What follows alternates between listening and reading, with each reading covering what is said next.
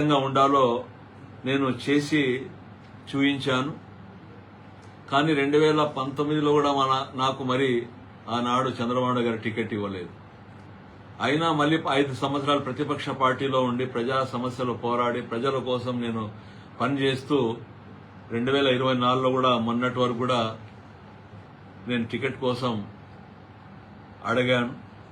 ఆఖరి నిమిషం వరకు కూడా ఇస్తామని చెప్పి మాట చెప్పి మైనార్టీలకి అవకాశం కల్పిస్తామని చెప్పి చంద్రబాబు నాయుడు గారు నాకు మొన్న కూడా మొండి చేయి చూపారు.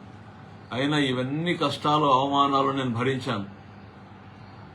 భరించిన తర్వాత కూడా చంద్రబాబు నాయుడు గారు కదిలికి వస్తే కనీసం నా ఇంకో మాట వరుసకు కూడా పిలవకోకుండా నాతో మాట్లాడుకోకుండా ఆయన కదిరి నియోజకవర్గంలో ఒక సభను ఏర్పాటు చేస్తే